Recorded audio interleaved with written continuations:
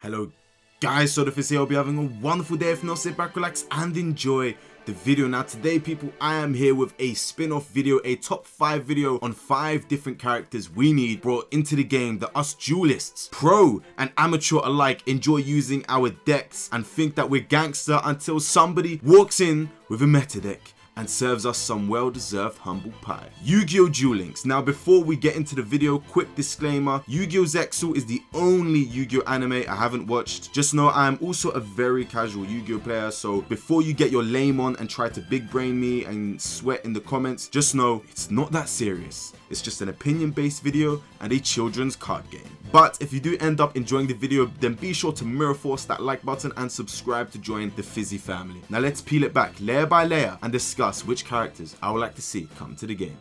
Let's do this.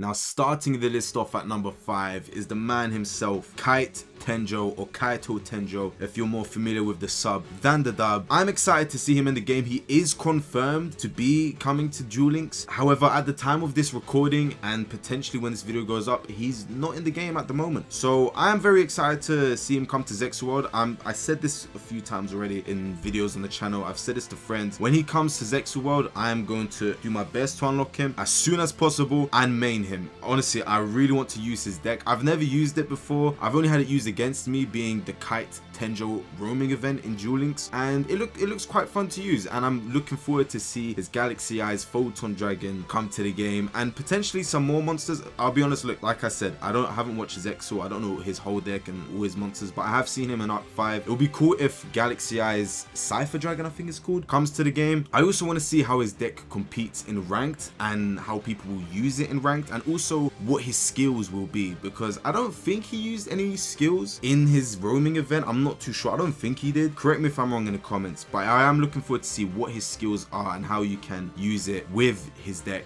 and just exceed the Shokan. Sorry. I just really like revolvers, exceed summon in brains. I'm sorry. Anyway, the reason why he's at number 5 is because I haven't watched the Zexal anime, so I don't know what other Zexal characters could be added apart from Kite himself. So I'm not too knowledgeable on that anime overall as a whole, but I do like him as a character. I liked him in Arc 5. He's so cool, so edgy. I love his Galaxy Eyes, and Zexal needs more characters. Obviously it's a new world, there's only a handful of characters at the moment, but I'm very happy and excited to see Kite come to Duel Links. Now coming in from the prehistoric era at number 4 is the man we all love, and if you don't love him, you have to at least love the beauty of a reptilian he carries around on his back. It is Jim Crocodile Cook, or James Crocodile Cook. Now I really want him to come to GX World, and I don't see any other reason for him not to be an unlockable character in the future. It confuses me a little because his cards have recently been getting printed, and cards from his archetype have been getting printed, and also Axel came into the game recently as an unlockable character. Why is Axel in the game? Why not Jim? I prefer Jim over that prick.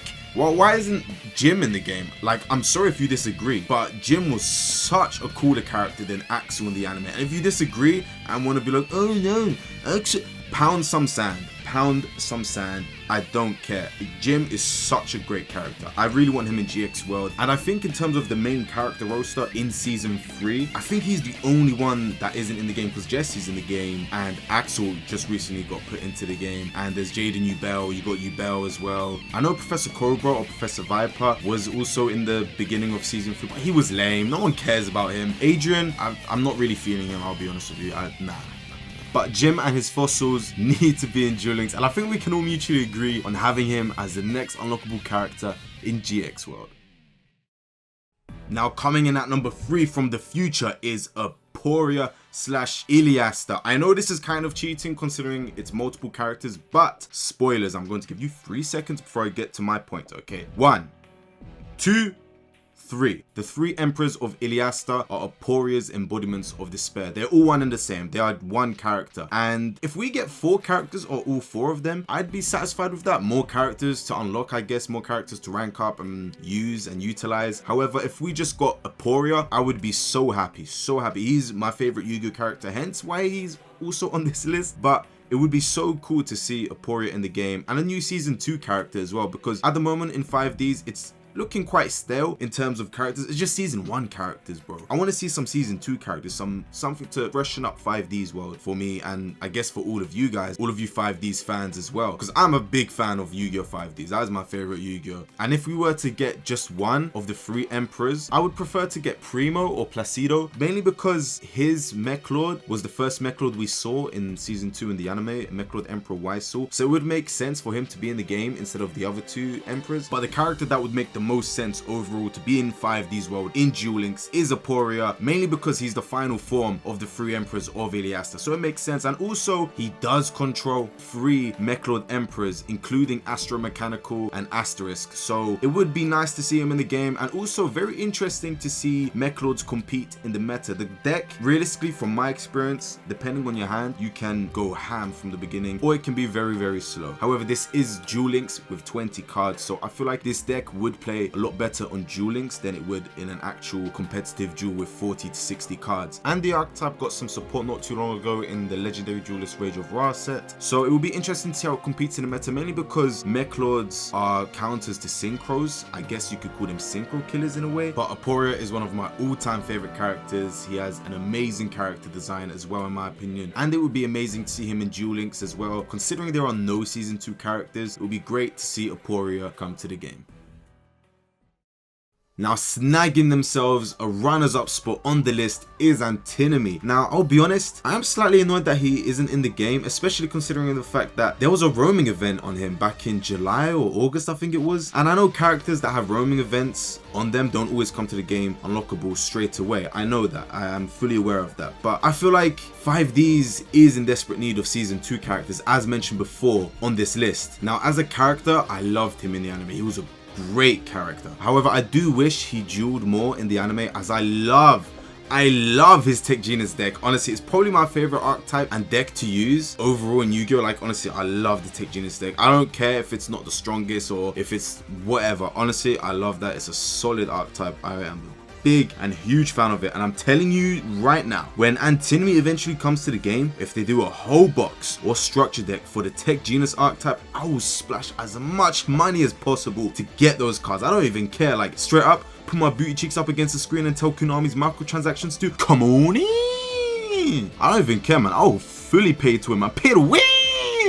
but yeah, I'll main his deck through ranked, whatever. But I'll be honest, he does give off the vibe of being an event exclusive or some sort of rare unlockable character. I don't know why. I really don't know why. But I think there is a lot of potential for him and a new kind of event to be in the game. And let me tell you this, I don't know if this event has been done or if there's been a theme similar to this in Duel Links. And I think it would be really cool if they did an event based off of the Ghost Army Invasion mini arc from 5D Season 2. And you unlock Antinomy at the end. And in order to obtain the title for the event, you have to duel Primo, and it'll be a great way to introduce him into the game and potentially have him as an unlockable character later down the line in the life cycle of Yu-Gi-Oh! Duel Links. And yeah, I think Antinomy would be amazing. His deck would be great to have in Duel Links. So Antinomy, Mr. Axel Synchro, please come to the game. We love you. Us 5D fans will gladly welcome you to 5D's world. Now, before we get to the #1 spot on this list, there has to be some honorable mentions, because there are so many duelists that could potentially be in Duel Links and that I would like to see in Duel Links, and I know many of you people would like to see in Duel Links. Now, I'm only going to select 3 characters because there are so many that could be in the game, but I'm going to say Paradox from the Bonds Beyond Time movie, mainly because Malefics are in the game. It confuses me that he isn't in the game, but his cards, his archetype are in the game in the Truth Universe deck box. I don't know. I don't mind Malefics. They're pretty cool cards. I like using them from time to time, but Paradox, man, why isn't he there?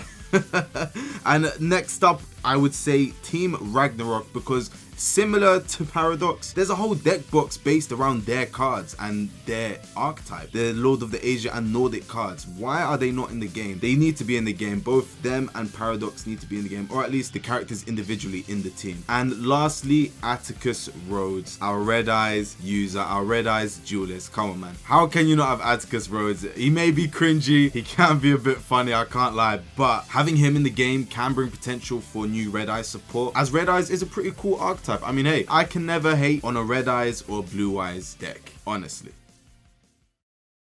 The #1 character I would like to see in Duel Links is... Let me switch up the music.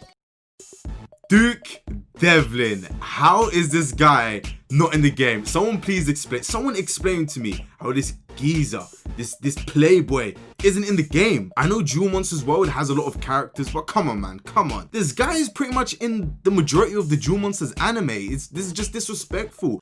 What? How? I don't understand how he isn't in the game of all characters. Like, really and truly, I don't know how. But if you want to say that there are too many characters in Duel Monsters World, you can easily fit him into Dark Side of Dimensions World, because spoilers, but if you have seen the movie, he does appear and also has a bit of dialogue, so he isn't just there in the background like some jabroni. He's literally in the movie as well. Like, if Scud can be in Dark Side of Dimensions World, then so can Duke Devlin, man. This is crazy. I honestly, to this day, it puzzles me how he isn't in the game. I don't care about his deck, whether it's good or bad, or we didn't even see much of it in the anime. I really don't care. I just want to see Duke Devlin unlockable in Duel Monsters World or in Dark Side of Dimensions World. Either one will satisfy me, honestly. But yeah, that is the end of today's video, today's top 5 video. Let me know what you think in the comments. Let me know what other characters you would like to see and why. I'm really interested to know what other characters you guys would pick. And also drop a like down below as well if you did enjoy today's video. And be sure to subscribe to the channel if you're new on it. I want to see more Yu-Gi-Oh content, I guess. I'm more Pokemon, but